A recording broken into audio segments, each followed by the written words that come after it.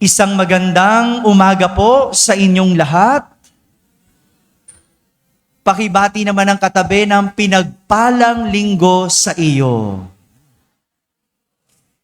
Pinagpalang linggo rin sa lahat ng mga nasa barangay na nakakapakinig ng ating banal na misa, sa lahat ng mga nasa tahanan na nagsisimba via online at sa lahat ng nasa abroad, pinagpalang linggo po sa inyong lahat. Kasama kayo sa aming banal na pagdiriwang dito sa ating parokya. Pinagpalang linggo. Pinagpapala po ba kayo? O linggo lang? Ha? Pinagpapala po ba? Dahil kayo'y naririto ngayon, ha? Tanggapin ninyo ang pagpapala mula sa Diyos. Ha? Uuwi kayong lahat ng may pagpapala. Hindi lang uuwing may palaspas, uuwing may pagpapala. Ito yung sisiguraduhin ko po. Kasi mamaya, sasabihin ko kung ano ang inyong iuuwi. Anong klaseng pagpapala ang inyong iuuwi. Ngayong araw na ito, hudyat na po. Hudyat na ng pagpasok natin sa mga mahal na araw. Sabihin nyo nga po, mahal na araw. Kakaiba po ang ating pagdiriwang natin sa araw na ito. Napansin nyo po ba? Ang daming kakaiba, hindi po ba? Nagsimula tayo sa isang barangay. Nagprosesyon hanggang makarating dito sa ating parokya. At kung mapapansin ninyo, kakaiba. Sapagkat kayo ay may daladalang palaspas. At kakaiba rin sapagkat dalawa ang ating ebanghelyo. Kakaiba sa usual na misa, hindi po ba? Yang mga palaspas na iyan, winawagayway natin kanina, ay simbolo ng pagbubunyi. Sabi nyo nga po, pagbubunyi. Pagbubunyi sapagkat isang Mesiyas sa katauhan ni Jesus ang dumarating, ang dumating. Ito po ang ginawa ng mga tao noon kay Jesus nung siya'y papasok sa Jerusalem. Lahat ay nagbunyi sapagkat nakita nila ang kadakilaan ni Jesus. Sila'y nagbunyi sapagkat sila'y nakatanggap mula kay Jesus. Sila'y nagbubunyi sapagkat sila ay pinagaling ni Jesus. Di ba? Kwento ito ng pagbubunyi. Hindi malayo nung ikaw ay minsang nagbunyi. Kailan yon? Father, nung kinasal kami ng asawa ko. Parang di kayo agree. Nagbunyi ba kayo nung kinasal kayo? Hindi makasagot, Hindi makasagot, no? Nagbunyi ba kayo nung nagbukas kayo ng bagong negosyo? Parang mapapait yung yes ninyo, no? Nagbunyi ba kayo nung gumraduate kayo? Graduate ba kayo? Obo, syempre, wow, di ba? Nagbunyi ba kayo noong kayo'y nag-birthday, di ba? Ito yung mga maliliit na pagbubunyi natin, no? Ako nga nagbunyi ako nung na-ordain ako, no? Nung na-ordain ako, nagbunyi ako kasi hindi ko inakalang katulad ko, masungit. Parang yes na yes kayo, macho lakas nun sakit nun Isang masungit pwedeng maging pare. Akalain mo, no? Ay talagang mapapabunyi ka, no? Sa himala at pagpapala ng Diyos. Amen? Yan ang pagbubunyi. Si Jesus nakatanggap ng pagbubunyi ng mga tao dahil sa natanggap nilang kabutihan, kagalingan, mga milagro mula kay Jesus. Sila'y nagbunyi kay Jesus. Kaya nga, ang linggong ito ay tungkol sa pagbubunyi at pagtanggap kay Jesus.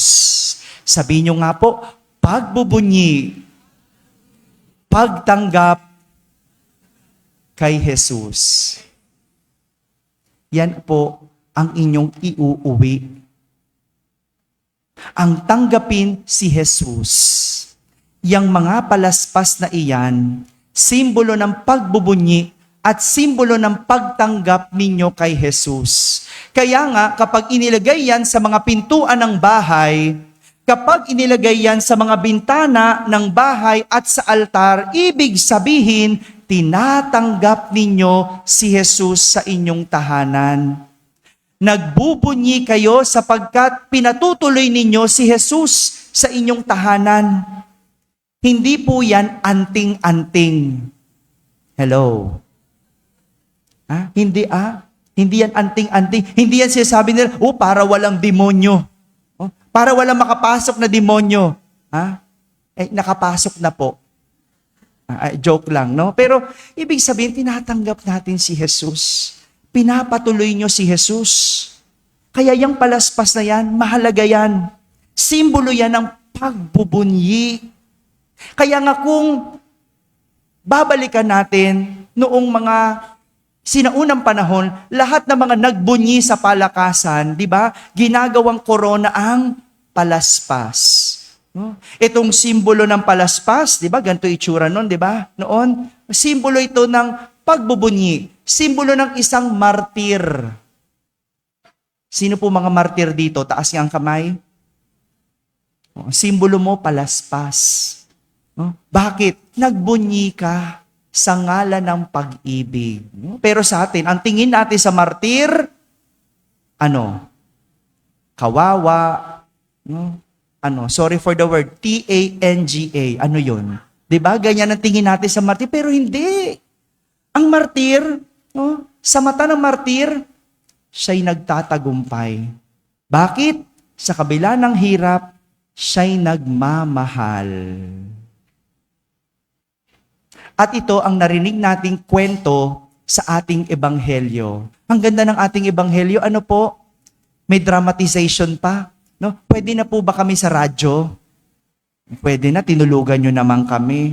No, 'di ba? Ang ganda, may sound effects pa, no? 'Di ba? Ang ganda. Ang ganda ng kwentong isinalaysay sa ating ebanghelyo. Kwento ng pagkamatay ni Jesus. Kwento kung paano siya tinalikuran ng mga mismong taong minsang nagbunyi. Kung paano siya hinusgahan, niluran, pinahirapan at pinatay. Isang kwento ng pagkatalo. Pagkatalo ni Jesus sa mga taong minsang nagbunyi at nagdiwang sa kanyang kadakilaan. Father, akala ko ba kwento ng pagbubunyi? Akala ko ba kwento ng kasiyahan? Bakit kwento ng pagkatalo? May dalawang mukha ang ating pagdiriwang sa araw na ito. Mukha na ating pagninilayan. Ang mukha ng pagbubunyi at mukha ng pagkatalo. Pakitingnan nga yung katabi. Anong mukha yan? Mukhang nalugi, no, Matthew? O kala mo, babawian kita, di ba? Anong mukha yan? Mukha ba yan nagbubunyi o mukhang natalo? Magandang dalhin natin sa ating pagninilay ang dalawang mukhang ito. Paano ba tinitignan ang mukha ng isang nagbubunyi at isang mukha ng natalo? Alam niyo po, hindi ko kayo masisisi kung mukha kayong natalo. Ang dami naman po talagang dahilan. Ang daming nangyayari sa ating buhay na tayo'y natalo. Hindi po ba? Huwag na tayong lumayo.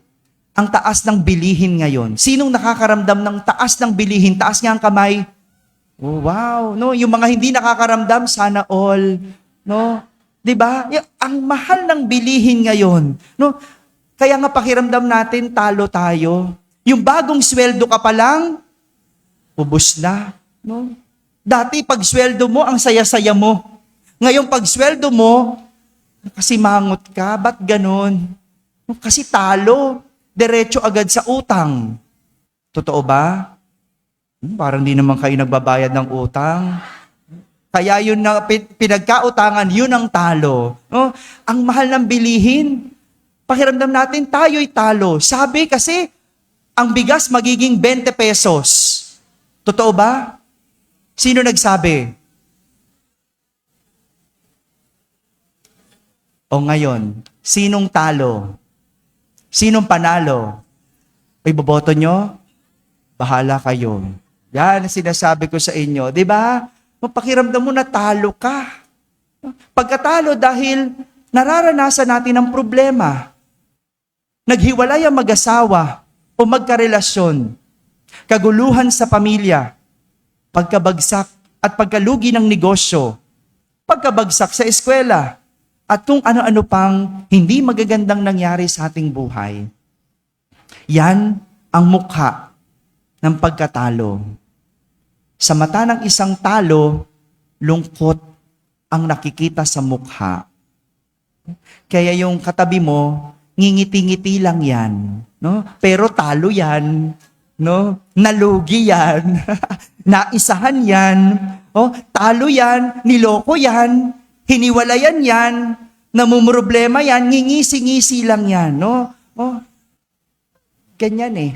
No? Pero kahit ganon, kahit parang talo, nakakangiti. Hindi po ba? Kahit parang talo, nakakangisi. Hindi ba? Nakakatawa. Hindi ba? Kasi yan naman ang mukha ng nagbubunyi. Marahil, ang tagpong kamatayan ni Jesus ay isang pagkatalo sa mata ng mga tao. Pero sa mata ni Jesus, siya'y nagbubunyi. Talo man siya sa mata ng tao, niluluran, nilolokot, pinahirapan, sa kanyang puso, siya'y maaaring nagbubunyi. Nagbubunyi dahil natutupad ang katuparan ng Diyos. Dahil sa kanyang kamatayan, nagapi niya ang kasalanan. Alang-alang sa ating kaligtasan. Tingnan nyo, pwede pala na parang ikaw ay talo, pwede ka palang magbunyi. Pwede ka palang kahit ikaw ay lugi, pwede kang ngumiti. Pwede palang kahit ikaw ay niloko, pwede kang ngumisi. No? Kahit ngisik na lang, hindi mo na makangiti. No? Dahil hindi pwedeng lagi kang nakakaramdam ng pagkatalo. Dahil ang pagngiti, pagngisi, ay paraan ng pagbubunyi. Yung araw-araw na didilat ang iyong mata, kahit mahirap ang buhay at ngingiti, simpleng pagbubunyi. Alam niyo po, minsan may nagkwento, at sabi ng isang bata, gusto niyang makita ang langit. Kaya siya'y nagdasal sa Diyos. At dininig ng Diyos ang dasal ng bata. Ipinakita sa kanya kung ano ang langit. At gusto rin ng bata makita kung ano ang impyerno. Dinala ng Panginoon ang bata sa isang silid. At ipinakita sa kanya ang isang silid na mayroong hapag. Sa hapag, maraming pagkain. Sa gitna ng mga pagkain, nandoon ang maraming tao, nakapalibot. At ang mga tao, nakatali ang isang kamay. Sa isang kamay, hawak ang isang mahabang kutsara. Sapat para abutin ang pagkain sa gitna. Imagine niyo nga po, no? Mahabang kutsara, kayang abutin ang pagkain sa hapag. Pero napansin ng bata, mapapayat at malulungkot ang mga tao. Kahit maraming pagkain, mapapayat at malulungkot ang tao. Sinabi ng Panginoon, yan ay impyerno. Lumabas ang bata kasama ang Panginoon. Muli, binuksan ng Panginoon ang isang silid. Pagbukas sa silid, nakita niya sa gitna may hapag. At sa hapag, maraming pagkain. At nakapaligid sa maraming pagkain ang maraming tao. Nakatali ang kamay, hawak ang mahabang kutsara. Sapat para abutin ang pagkain sa gitna. Ngunit ang mga tao malulusog at nakangiti, mukhang busog na busog. At sabi ng Panginoon, yan ang langit. Tinanong ng bata kung bakit ganon. Parehas naman sila ng sitwasyon. Parehas na may silid. Parehas na may hapag. Parehas na may pagkain. Parehas na nakatali ang kamay. Parehas na may kutsarang mahaba. Pero sinabi ng Diyos, ang pinagkaiba nila ay kung paano nila tignan at ituring ang sitwasyon. Yung mga malulusog at masasaya, natutunan nilang pakainin ang isa't isa. Subuan ang isa't isa. Kung ikaw may mahabang kutsara, hindi yan naabot sa bibig mo. Pero yung mga masasaya at malulusog, natutunan nilang pakainin ang isa't isa. Sapat para abutin ang iba. Pero ang mga malulungkot, ang mga payat, inuna nila ang sarili nila. Paano mo mapapakain ang sarili mo? Inisip mo ang sarili mo. Parehas na sitwasyon, pero magkaiba ng pagtingin. Mga kapatid, itong panyaya sa atin. Pare-parehas man tayong nalugi. Pare-parehas man tayong naloko. Pare-parehas man tayong nahirapan. Pare-parehas man tayong may problema. Ngunit, ang panyaya, nasa iyong mata. Ang pagtingin kung ikaw ay talo o magbubunyi. Tanging ang makakapagsabi lang ng isang sitwasyon ay pagkatalo o pagkabunyi ay ang mismong taong tumitingin. Tingnan mo ang sarili mo. Talo ka ba o nagbubunyi? Yan ang iyong iuuwi. Kung paano mo titignan ang iyong sarili. Mga kapatid, ito ang simula ng ating pagdiriwang ng mga mahal na araw.